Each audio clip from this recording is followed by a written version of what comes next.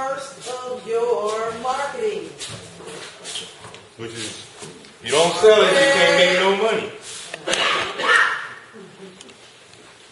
This is the biggest part. The biggest part is getting your stuff, your crops in and out of the ground, right? And once you get it in and out of the ground, what are you going to do with it? Sell it. Okay, you're going to sell it. Well, you're going to sell it, you got to market. Okay? So, I always say, and this is my whole thing on it, who are you?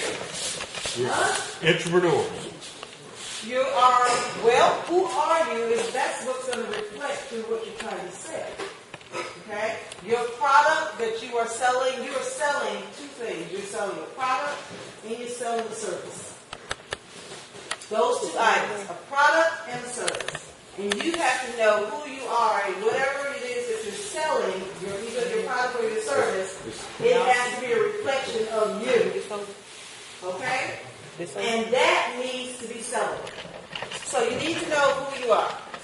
So, just going, one of the things that I did way back in the day, when I was fooling around with the modeling thing, the first thing they said, well, as far as models are going and all those weird, haute couture outfits they be showing on the runway, stuff you would never even sell your grandmother, or anybody. A lot of that stuff is very ugly. I mean, just hideous. But it wasn't even the point of it. People were buying it left and right. And the reason why is because it had a whole story behind it, and it was the look and the feel that was projected that made people want to buy. It was not the actual product, believe it or not.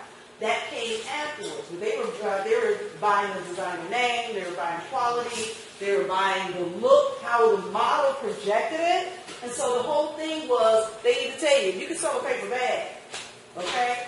What's that, the singer name? What's the singer name? Yeah, the one that wears all the stuff. Lady Gaga. Oh, okay. If Lady Gaga could walk around in a meat suit, literally, somebody sold her a meat dress. A dress made out of meat.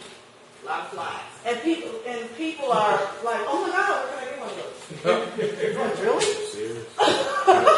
If she can sell a meat dress, and part of her brand is selling very off-the-wall kind of clothes, very unique, but people want to buy it because she's wearing it. What is it about her that's making people want to buy a meat dress? It's the way she's putting it all together. So, some of the things, like I said, can you sell a paper bag? So the first thing you need to deal with in your marketing outlook or profile is learn how to communicate. Communication is the biggest part of selling. And you may think that we got that, we're getting gab or whatever, but there's a whole art to communicating. The other thing is the quality of your product, okay? So you need to be able to communicate, reason why you need somebody needs to buy that outfit. But not only that, the quality. Now, I said she wore a meat dress, but the quality was impeccable. I bet you would have found a stitch out of place. Okay? So it's not to say, if it was weird on the weird spectrum, it was still top quality. So you want to sell that as well. Your product is going to encompass all of that. So you're selling, one of the things that I should have put up here but I didn't, and part of it is quality and communication. One of the biggest things that a farmer is selling is trust. That is the biggest thing. That's why people want local food. They believe that they can trust the person down the street that's farming, more so than they can trust big ag and corporations who are adulterating the food. Okay? Putting all kinds of stuff in it, making it blink and everything like that. But they want to trust you. That you're going to do the right things and putting all that love and proper, affection and nutrients in the soil so they'll have a top quality product. So the quality and the product all comes with trust. And you're going to communicate that trust through your actions and other things. So let's look and see what you're going to be doing. So communication. How many ways do people, how do you communicate? Raise your hands, class. Yes. Verbal, body language. Verbal, absolutely. And body language. Visual communication, absolutely, and that could be under like part of body language. Anybody else? Appearance. Your appearance, absolutely. You're communicating with your appearance, body language, visual, anything else. Any other way of communicating? So, I didn't hear it. I'm sorry. Social media. Social media, okay, that's a form of technology, a way of verbally communicating, so you can put that under verbal. There's also, and what if you thought about it, what do you think is most important? That verbal communication, okay, the visual, okay, social media, what do you think, the body language, what do you think is most important in terms of communication? Communicating with someone. What do you think is top with their verbal? Think verbal? Attitude. Your attitude, okay. Your attitude, huh? Visual, okay. What? Body language, okay. Well, let's look and see. What about your product? 80% of your communication is body language. 80%. That's a huge amount. So it's not so much what you say. Okay? The next is 13% is tone. The tone of your voice. A child, a baby, think about it. A baby who hasn't mastered English yet, they may not know anything you're saying, but the way you're saying it, it can make them giggle, it can make them cry. Either one of the spectrum, right? And how you approach them, your body language coming at them can make them wail and holler, or to make them feel inviting and want to start walking towards you. Okay? That is the majority of communication. Body language and the tone of your voice, how you're saying it. Only 7% is words, verbal. Very low. It's like somebody says, I hear what you're saying. I do hear what you're saying. But all that, you ever heard, you know when the children say, I say, you better apologize. Say you're sorry. I'm sorry. Like, really? Are you really sorry? I heard you say you were sorry, but all the other stuff, all the body language said, no, not really. Not really. So we have to remember those things as well when we are in our own, isolated situations with our customers. If you're at a farmer's market or a direct sale, how you are verbally or your body language actually, how you're communicating is going to be through your actions, your whole body language, okay? And how you're speaking. If you're talking to someone or not, or you're saying, oh, hello, how are you doing? Well, I would like to buy some. What? I'd like to buy some peas. Really? So you want me to buy some peas, please? That's okay. You don't seem too sure your peas yourself. And they'll move on. Okay? Or they may feel sympathy for them. They're like, this person needs a lot of help. Let me patronize them with a dollar. Okay? So, but body language. So the stance, how you're standing. And I want to show Mr. Ellison again, if you all remember. When he stands at the market, he stands like this, ready for action. His back is straight, chest stuck out. He has his apron on, and he is ready to sell. And that he gets. And Reginald Stewart, the same way. When they stand at the markets, they stand with confidence, and people, they don't even have to see what they're selling. They see the aura coming off of their person, their confidence that they're projecting, and they want to go right to them. Right to them. And then they'll find out about, what are you selling? I just had to come because you had lightened up the whole area. I just had to come and see what you're selling. Doesn't even matter about the product at that point. The look. If you can't look your customers in the eye, you've already failed. The look, staring at someone, not staring at them like a psychotic maniac, but giving them a proper gaze, one-on-one, into their eyes, will tell that shows confidence, and it shows that I am selling to you. I have something to offer to you, specifically. Okay? Forget everybody else, but you are the one I want to sell to. Okay? You are the one that's important. And that look is very important. Do you know the study just came out where they said all the cereal boxes, you all seen that? About the cereal boxes? The eyes, right? Directly, strategically placed to stare at the eyes of your children. right in their path. And that's why they're like, oh, please buy that one. I want that cereal box. I don't care. I just want that one. And you don't know why. Because it's staring at them and telling them, buy me. I'm the one to get. So it's a whole language out there that they use for marketing that we don't even understand or even notice. And they're marketing to our children in many different ways that we don't realize. The smile. Who wants a grumpy farmer selling them anything? This is food. Who wants a grumpy cook? Now I do know there's this, thing like at Gladys. Anybody eat at Gladys in Chicago? Or used to eat at Gladys? Yes. And one thing Gladys was famous for was those grumpy waitresses. And they would be like, what do you want now? You want some more business? And it became a thing. They were selling that sassy, black woman kind of like, you get on my nerve kind of. So that was kind of their sale. 3 o'clock in the morning. Right. But that was part of their pitch. That was part of their sale. You can't get away with that all over the place. No. And I think there's a sweetie pies. In Atlanta, she also has that kind of demeanor where she's like, everybody's getting on my last nerve, but you better buy if you want to stay up in here. Sometimes that works. But when you're trying to sell fresh vegetables, that's not going to work. I can tell you that now. You cannot, they're going to equate that nastiness with the product. With your food product. My ladies are like, Warren, okay, is that the Warren? Oh, okay. Get us out the wall. Okay. So they equate that nastiness, that nasty personality with your food. They will absolutely do that. Oh, now I don't want to buy anything. Look how they act. Look at the persona that's getting out. So smiling is your biggest seller. That's your body language, your communication, the smile.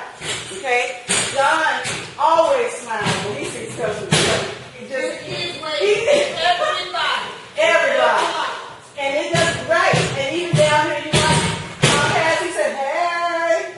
As that kind of king, everybody's waiting. And it's inviting.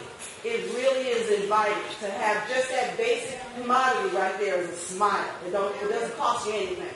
But it can get you a lot of money in the end. All right? And the shake. Thank you. Oh, you're welcome. Appreciate it. Everyone, I want you to turn to your neighbor and give yourselves a handshake. Don't let anybody be out now. So you can switch around. You got to here. I'll shake you. Thank you. If you feel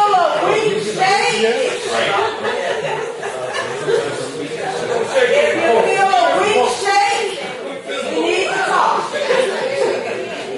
I want everybody to have a strong grip. Now don't squeeze the life out of the person's hand. But if you shake in my hand, if you shake like this, and you don't even feel me reciprocate the shake, nobody's going to trust you. You cannot, it's supposed to be an inviting shake that's not squeezing the life out of you, but a firm grip. You can just out this one. Not a problem. But that's another communication tool that everybody looks for subconsciously is how someone shakes your hand. Like if they don't want to touch you, or they don't, you will not get the sale. I think it's overrated. Okay, these are the fist bump, everybody. That's perfectly fine. As long as it's not a weak shake. All right, so where's your farmer? We want a nice smile. The picture before showed confidence with a suit. I don't say get out there with a suit. But you definitely want confidence. You want a happy appearance, okay? Now, if you're having a bad day, then you might want to send somebody else out to do your bidding and sell for you. All right? I mean, it's okay for you to have an off day. Everybody does. But it's the whole thing of euphoria. You want to project this whole euphoric kind of atmosphere that your produce, whatever it is, your product that you're selling is the best around, and it's going to give people joy. They're going to start shouting as soon as they taste John's tomatoes, right? Okay? And it's nothing like a good tomato. You all know that. A homegrown tomato, there's absolutely nothing like it. People are practically shouting when they start tasting the first season's tomatoes. And that's something you want to just offer people. No, you have to taste this. I don't like tomatoes. You haven't had this. Try it. Oh my goodness. And I've seen it transform people. Literally transform people. And cleanliness. That's the other thing. I'm sorry. I know you might have just got out of the field. And you think that farmers are supposed to have it rugged with dirt all around. But not at the market. No, we don't want. Clean up a little bit. Put soap and water to the test. Clean up. They'll equate the dirtiness with the food. Okay? If you look nasty in your appearance, the food, you know that. You won't go over to someone's house and eat their food if you see that they're always unclean. It's kind of like second guessing how they're cooking in the kitchen. Right? Right. And we all know that. So, the cleanliness of a farmer is very important. Now, this is what you could project, this kind of image. Which some of our, and I thank all our farmers who've reached this beautiful age and still farming. Okay? But our farmers, we don't want to look like we're broke down and we can't barely move. Come on. Hold up, it's all. Okay, no. You want, your food is supposed to emit vitality. That's why Mr. Ellison, nobody can tell how old he is. Because he's straight up and down and moving and shaking and everything. So everyone equates that with his food. Well, if I eat like that, maybe I'll be like that when I get to my 80s. And that's the kind of persona you want to project. Okay? Or for our young folks, hey, we the new breed farmer. Did you hear me include myself? I said we. This is just dog hair on the side. My dog is a white dog. Anyway. It's just, no. It's lint. That's lint. Don't look at the lint on my edges. All right. But anyway, so farmers markets. That's one of our farmers. That's Mr. Barker over in the right-hand corner. And one of the markers, I think he was at Reverend Sampson's place. So, it was either that or at Trinity. One of the two. And of course, that's Will Allen. And when you talk about appearance and how you were going to talk about how your brand and how you project yourself, one of the things Will does, he's dressed like that almost every single event. That's kind of like his staple outfit. A cut-off sweatshirt, baseball hat. That's how you're going to see Will. But it's become, everyone kind of looks for it. So you can even, kind of be comfortable in what what you are. You don't have to change, but you definitely want, if you're going to be consistent, be consistent. Be consistent. People start looking for that consistency. Okay? All right. So just wanted to show you all. So what's the pitch? Elevator pitch. You got 30 seconds to 2 minutes to pitch your product. That's it. When people want to come over and say, what you got? Okay, you're going to put the order out. So, what do you have? You got 30 seconds to 2 minutes to convince them to buy something. Well, I said I have fresh vegetables, some cucumbers, I got lettuce, tomatoes. Well, I'm going to put you to the test. All of you all have a bag or you all have some product right in front of you. Something that was dished out to you. I want you to you're going to take literally less than about 5 minutes, not even. You're going to come up with selling points that's going to convince others to purchase that item. Starting, and you can go on scratch paper, whatever you want to do. Starting down, you got 5 minutes to look at that item. Did you get something? I didn't. I can sell this notebook though. There you go. That's what that's what you brought in when I was passing it out. Oh, I have this one, another key. Here you go. Yeah, you all have that. Here's another pen good.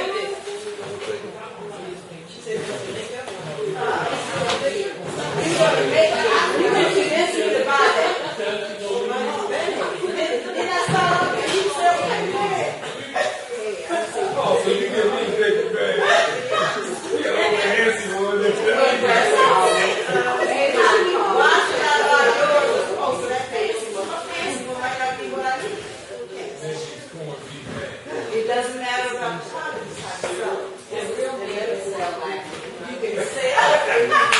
That's right, real nigga sell pink, black, or whatever. So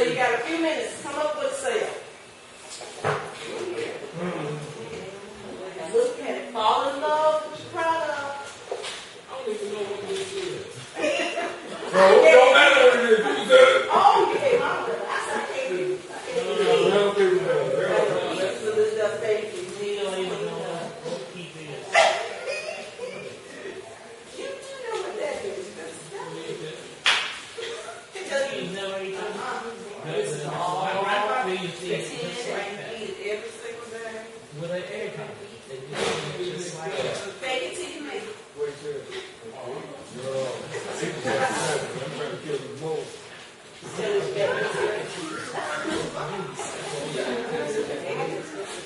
Why should I?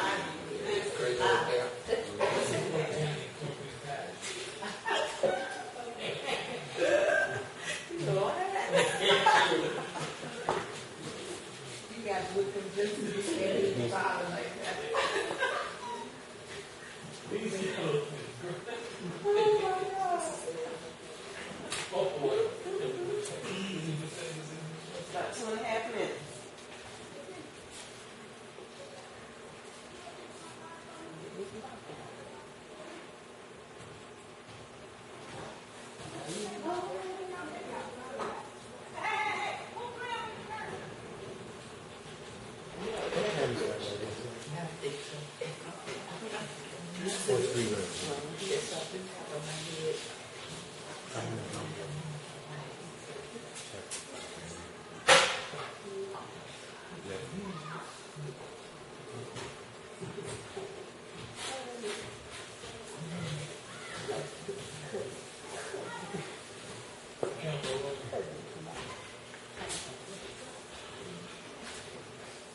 One minute now.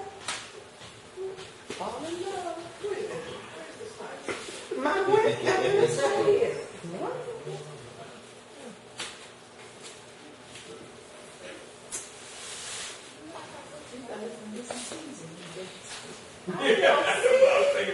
Give me. Sell me.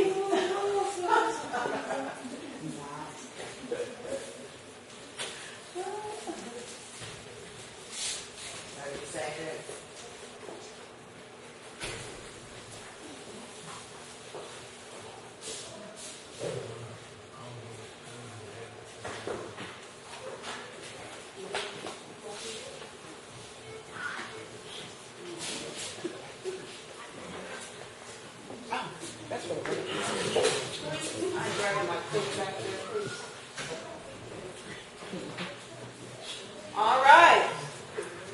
We are ready. There's always a saying is, you never know when the opportunity knocks or comes, but you better be ready when it does. So, same with farming. You never know when there may be a big tour bus coming along and they say, oh, stop the place, stop here. Oh, let's get out and see what they're selling at their farm. You gotta, roll off the bed, dust yourself off, and get yourself. I saw my granddaddy do it so many times, being, selling, the hounds and for the dog kennel, even in the middle of the winter. He never knew when people were going to be driving. They probably drove from Minneapolis or wherever, and he had stopped the room, on their way somewhere else, and he had to jump out of the house. And sometimes I played in his head, put Borex in it. And you're like, oh my God, these customers. And he dusts himself out, and he goes out there, and he puts his whole sales pitch on. Because he had to sell some hounds. Huh? He had to sell hounds. All right. So, let's see. Should I do this randomly? Eeny, meeny, miny, mo. Catch your tongue by the tongue. Nick, I'll start with you. Please tell me what you have. Just like, we got a minute here, so I'd just like to show you the attributes of this fine piece of paper here. This not only will carry a lunch bag, your lunch in it, and save your life in the middle of the day. You can bake a potato in it, and you can also defrost frozen items in it. And if you got dry bread, you can put it in the microwave and make it moist again. And also, if you want a luminary and put a candle underneath it, stand it upright. If you want to, and it'll save your plants on a frozen night. Stick it upside down over the plant. You don't necessarily need to have plastic. Just put that over that. In the morning, take it off, and your plant will have survived and will not get frozen. And it's all for the low price of $2.50. Wow. Well, sure, you take my card. I want to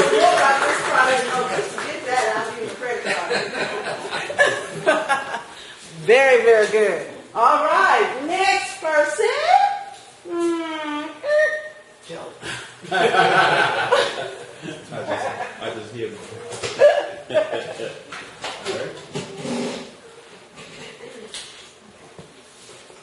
Are you tired of peeling potatoes just to get a great meal? Well, try our 4-cheese mashed potatoes. In just 4 to 6 minutes, you have a great meal. You can prepare it over the stovetop or you can put it in the microwave. They're going fast, so get yours today. You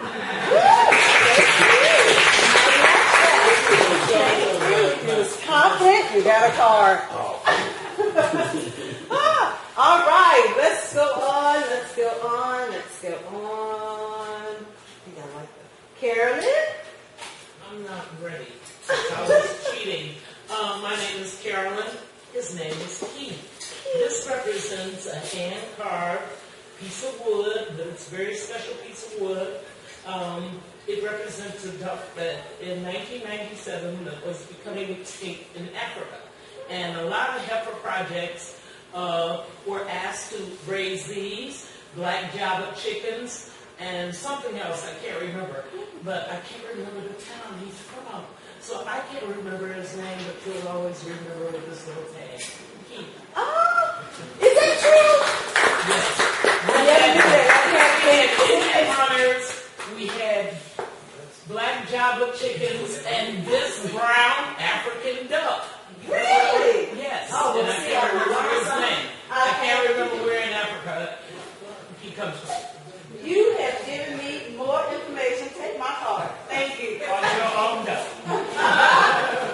Oh, my own duck. I had that. Someone gave that to me at an award dinner in New York. Trust me, it's one of them. I just can't remember. That was the what, 7 name. years ago.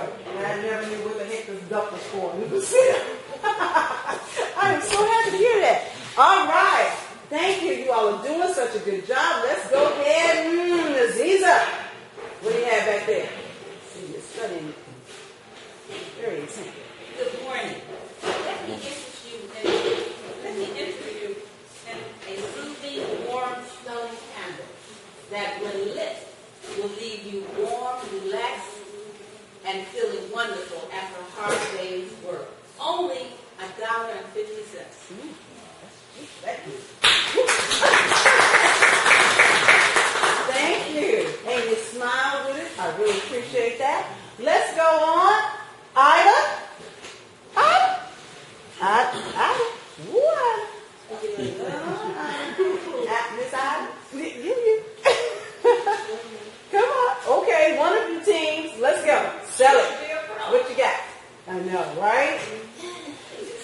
Hi, my name is Maya, and we're selling these cute little red boxes. You can use them for Valentine's Day or birthday or presents.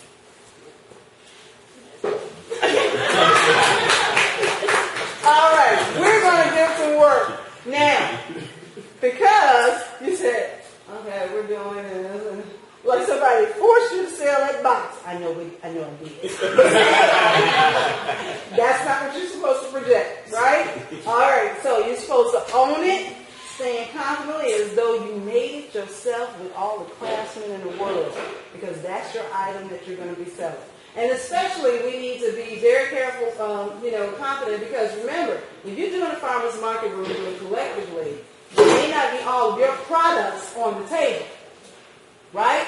It might be other farmers' products on the table that they've asked you to sell their items for them. So you need to own it and claim it just as much as your own. Okay? So part of this exercise is to get you to transcend outside of whatever it is that you raise. It's the product itself that you're selling. The whole idea and the concept. Okay? I have Pat over here. Let me hear from you. Hi. Since you bought this beautiful bouquet of lavender and this cup of tea that you said you needed, the teacup with herbs that you needed for a gift, how about something for you, okay? When you go to visit your friend, you have something expressly designed just for you. Look at this, just beautifully hand-woven. Each bead is individually strung together. This way you can put your car keys in there and my card. So when somebody asks you where you got it from, wait, there's a lot more that's made expressly for you. Oh, you can stuff your card inside it. That's a nice selling point. I have my card in there. That is beautiful. I love that. Who else had these a shot at it? Donnie is feeling me over here. Oh, I am. Yeah. Okay, so what I have here to present is a can of diced tomatoes, okay? What you do here is, you've had tomatoes before, you have to get them to the kitchen, dice them up. If you want to actually store them for a time and use them again, you're going to have to put them in something. These come canned already. They last almost indefinitely. They've already diced for you. They only cost $1. They're from Centrella, been in the business since 1917. Excellent quality. Go ahead and pick it up. Not bad. Not bad. I will not give him a card, though. You know why? You had a whole audience right here. And you only had your back. You had your back to them, and we're talking just to one of the people.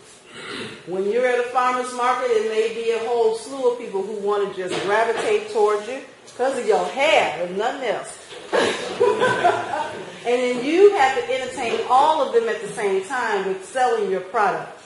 So you have to stand before all of them and talk to each one of them and still make every last one of them feel like you're just talking to them. I know I've seen Louise do it, large families, and I've seen other families where they have a lot of children, and all the children always said, no, that was my mama. I was the special one. They made me feel like the important one of the family. All these kids, I don't even know how to remember all the names. But the mother was so good at making each one of the children feel like they were the only children, like they were the only child. That's a special gift, and you need to make your audience that you're talking to still feel that same way. Okay? All right. We're going to get back to the selling. I want to move on. If it didn't call you, trust me, you're going to be upset. All right. So, marketing mechanics. Okay, here we're getting down to some of the nitty-gritty. We're going to put this online so you all will see it as well.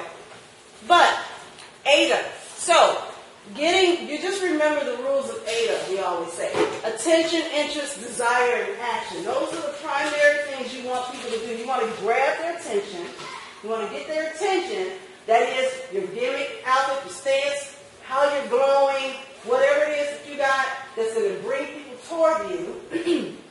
You grab their interest in what it is that you're selling. Remember, as soon as they come over, now what do you have? Okay, you got an audience. Now captivate them with something interesting. What is it that you're selling? Okay? And then you got to spark the desire to want it. They got to practically be fighting each other over it. No, that's mine. No, I want that one right there. Oh, save that piece. Don't let anybody else get this. I promise I'm coming to get it. You want to increase that desire in people. But you also want to spark action. The action is paying for it, or if you have an elevator pitch, you want somebody to do something. What is it that you want from your audience? Besides putting down some money, what else do you want? Maybe they don't have the money. They probably didn't bring their checkbook. It's confirmation that they're going to return. Confirmation. You want their business card. You want them to, if it's a big investor, you want to set up a meeting. You want them to confirm a meeting with you. Okay? That's what you want. You don't want to end that conversation unless you get those desired results. All right? Now, you don't want to be grabbing and be a stalker either. Find the balance. That'd be nice. All right. So, attention, interest, desire, and action. So, the first is grab the attention. Impact. How are you going to grab the attention? We talked about the stance and the look and the personal communication, but also photos, sound, words, video, illustrations. That's where your business cards come into play. Your website, okay? You might have a pitch that you do that, that you resonate all the time to grab people. Remember we talked about the vegetable man in the city? Vegetable man, Doc. Probably Louise's daddy. Vegetable man, get your vegetables here. You hear him from like 2, 3, 4 blocks away. You hear him coming. That was his part of his sale pitch. And everyone just ran into the streets to try to get the vegetables and stuff from him. Okay? So that is the words that you do. And you do the same ones over and over so they can recognize your sound when you're coming. You do it just like one of a jingle that's done on television. We may not remember the product, but remember the song, the jingle. Okay?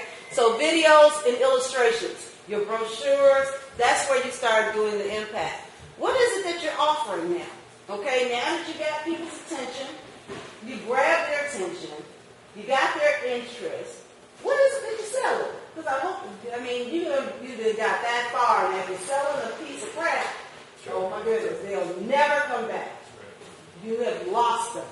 So you better make sure that top quality is there, okay? And what is it that you're selling? If you have the quality of the product there, now how are you going to make it sell?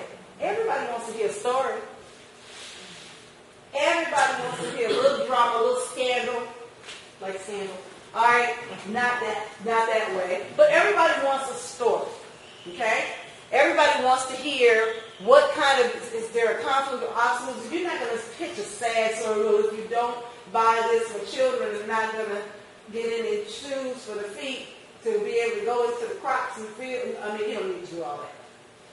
But what is it, your story? Like the things that you all heard people say just a few minutes ago when they stood up and they gave a story behind it. Some gave history, okay?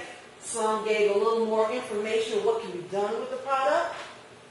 All right? Some sold you the story of how convenient it is for you by purchasing that product. So you have history, you have information, the convenience. Those are all a part of the story that you're trying to sell. All right, so research shows the stories, anecdotes, and metaphors are more memorable than any data that you could ever teach. Okay? And then you can use these stories to sell your culture, to make a cultural positive difference. Like here in Pembroke, we're known as the Pembroke Farmers, the largest concentration of black farmers in Illinois, in this area, right here. That's part of the storyline. Wow, we didn't even know there was black farmers in the state of Illinois. And then we found out that this is a huge concentration. Oh my God. And people are like, woo, they want to see what you got just as that. Half the story is already built in for you.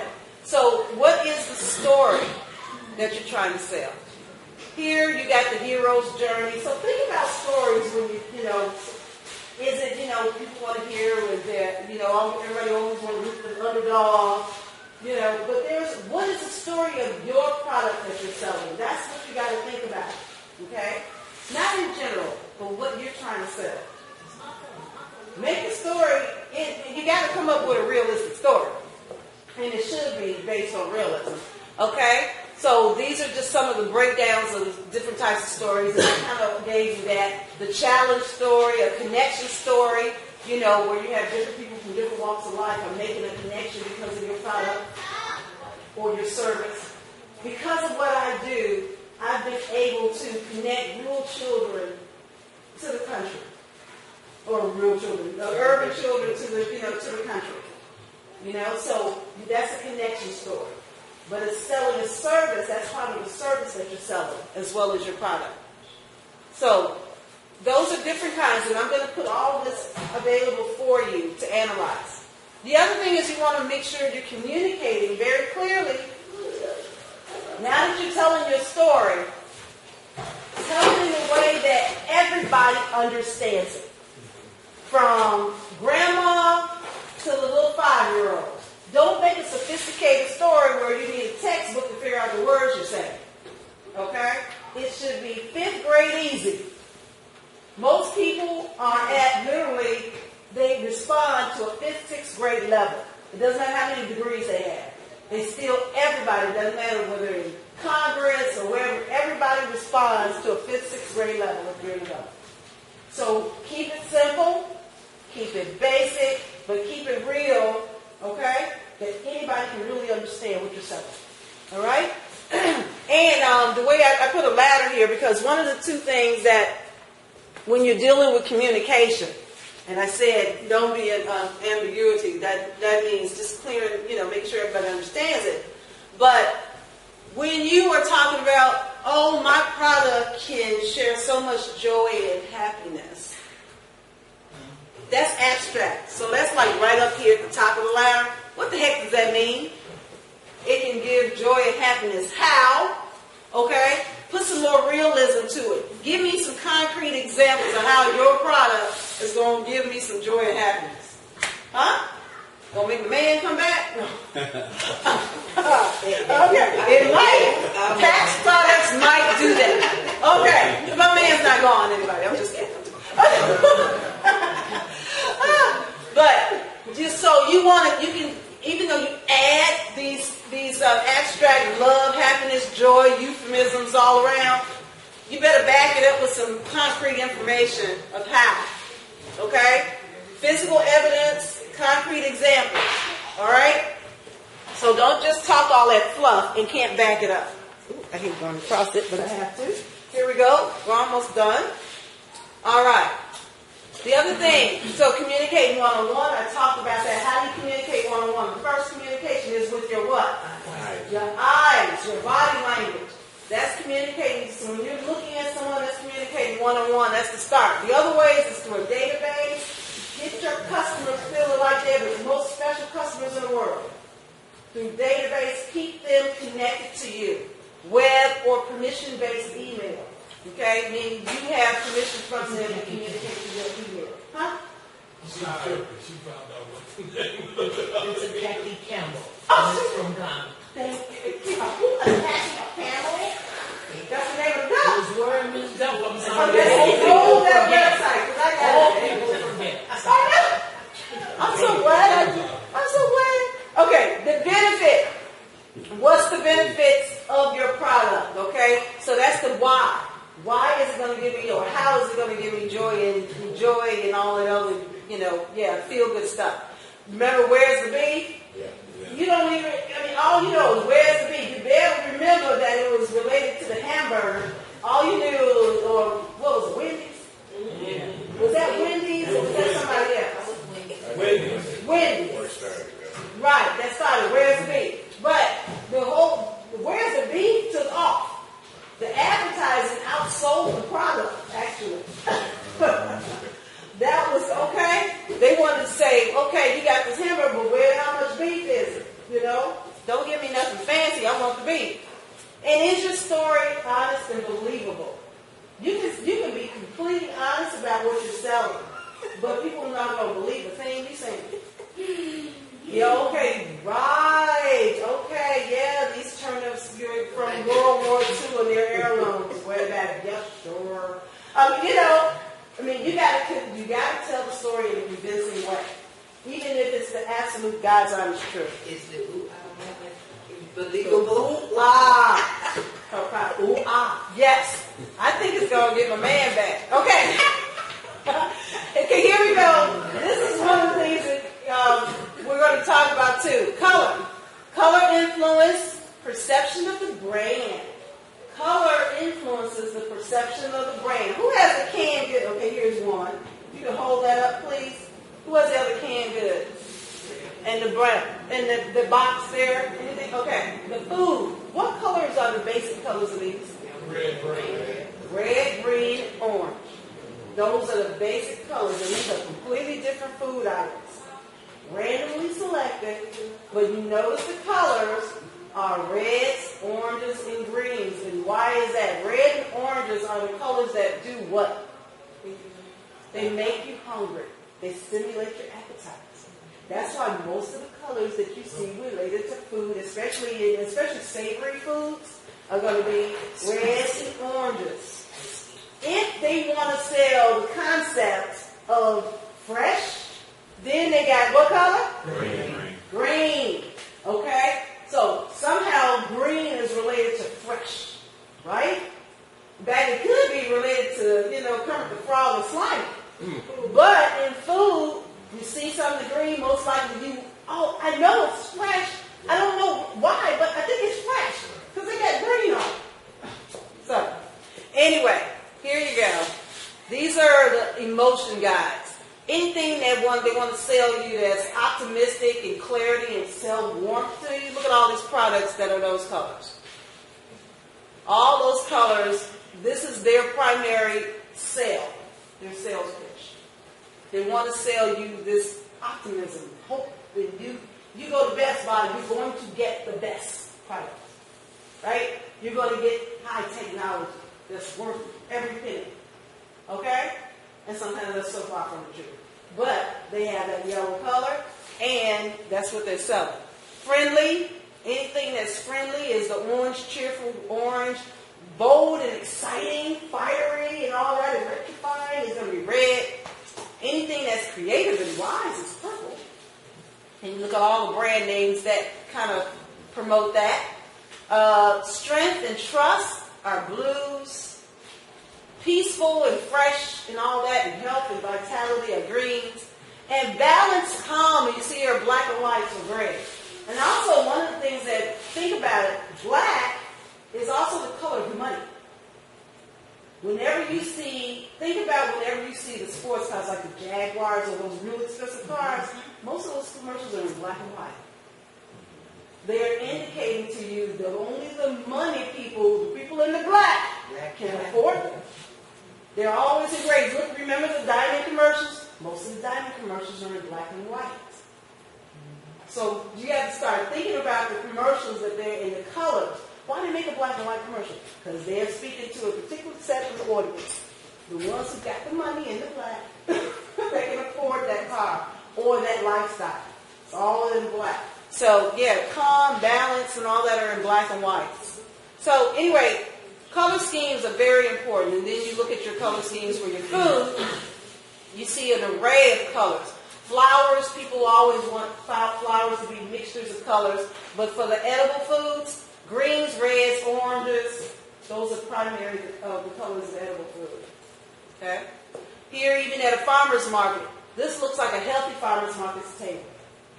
It has all the greens, the reds, the oranges, white greens are there. You got a couple browns, which are the baskets, but it seems like a balance of color.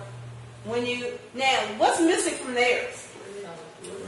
Red. It looks a little one-sided, doesn't it? It's kind of like, something's missing. Too fresh, isn't it? They want some tomatoes, okay? On there. Something that will be more red. And this is at Windy City Market. Okay? So this farmer's market table is almost there. But if they had to put some beets on there and some carrots and orange and some red tomatoes, they would have even more of an audience coming to their table. Okay? Oops, sorry. Let me go on forward. Here, she has too much red. Not enough of anything else. French breakfast. And those are the radishes. We talked about radishes. Look at all those radishes. Uh-huh. Now, in the hood, that's not going to sell. What about these radishes? They're not. Now, there's some greens, you ought to know the story. But they're not going to buy radish. All right, so brand personality. Think about it. Sincerity. These are the personalities that these products instill. When you're talking about your brand, what is it that you're trying to get across? If you want to do a ruggedness, Marcus, kind of persona, tough, deer hunting, kind of thing. Yeah. Okay. So meat, what? Camel. See? So you can sell and give that ruggedness kind of feel to when you're selling your product. And people, that tough, strong, outdoorsy kind of thing. And then you got to think of the colors that embody that. Okay, cowboyish, ranching style or whatever. People who raise a lot of meats, especially that's the kind of atmosphere that or persona they want to throw off. They want the rugged kind of steer the calves and rope the hogs kind of feel. Okay? Rope the hogs. I'm all over the place, ain't I? Anyway, so your choices: cranberries, white, coffee, beige, blue, red, black, and green. Now, so when you think of cranberry, what comes to mind in terms of food? Tomatoes. Okay. Would cranberry be a color? Because cranberry is a simple color. Right? It's not red. It's not purple.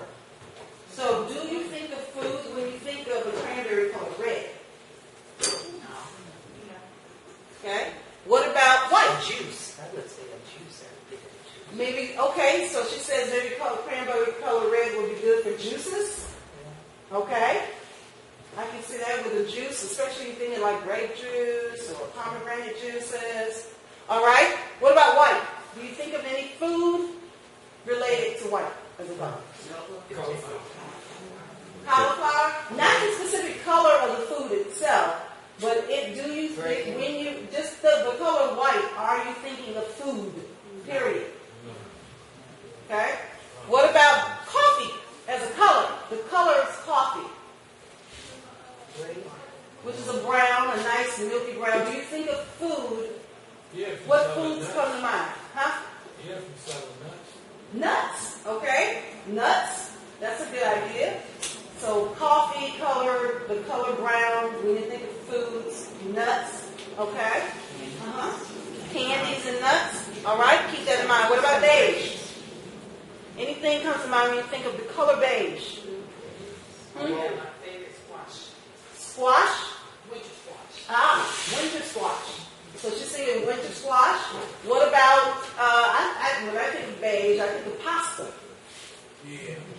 Because food-wise, if you notice, most of the pasta bags are either blue, there may be a dark green, and they show the pasta, the beige color of the pasta. Okay, they indicate wheat, grains, and that indicates all those grainy kind of foods. Blue, okay? So when you think of blue as a color, what foods come to mind? What turnip powder? Blueberries, okay? Grapes, so more of the fruits you think of. So fruits for blue, all right? What about reds? We already talked about red as being a typical color for food, right? Yes. You think a lot of different food for when you think of the red color. And what about black? Any food come to mind when you think black? Would you associate black as a product line for your food?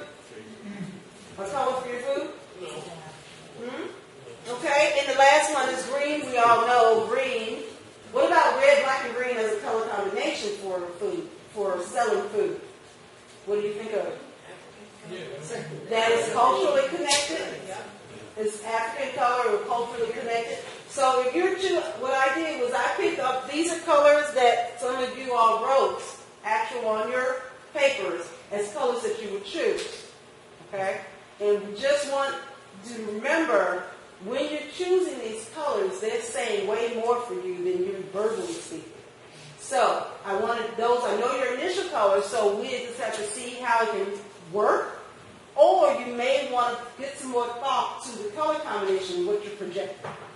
And does that have anything to do, your color scheme, does it really invoke in people what you're trying to portray?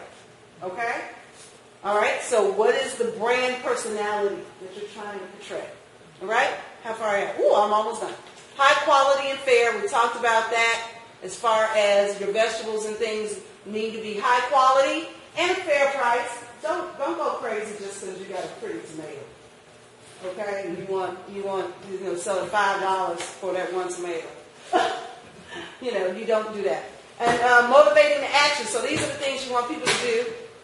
Visit the store, make a phone call, fill in a coupon, write for more information if you have your website. So if you have your website, you want people to go to your website and still do some kind of action. Ask for where you are, email, please email me more information. You want people to do an action, always. Okay? And then you want to be able to measure your results. From your advertising, if I'm going to spend $200 in advertising, how much money I make? Should make about 2,000. I hope to, right?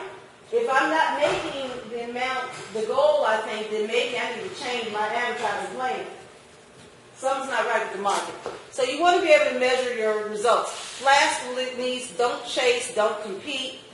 The whole thing about you know who you are. So if your brand is really special and it's unique, sell it. Don't try to compete with the next person because they're selling something at a cheaper quality or cheaper price, because most times it's a cheaper quality. Like South Water Market fruits and vegetables, that is really bad quality. And that's why they can sell it so cheap. and then they have a whole cartel of poor people picking that stuff at pennies to the dollar, not making any money. So when you buy South Water Market's food, produce, that's what you're buying into. And you're not going to sell that because you're supporting people with a real job, you're supporting good health, you're supporting all kinds of other things. So don't sell yourself out just because the next person may be undercutting you and selling very cheap. Stand in who you are. But you got to know who you are and what you're selling. Okay? All right. And do a long-term plan. Now, so in your, that was the end of that presentation. In your, on your computers, and we don't have time to deal with it, so I'm going to email you the actual marketing strategy. I'm going to give you a one that has a sample. There is a sample one, and then there is a blank template that I need you to fill.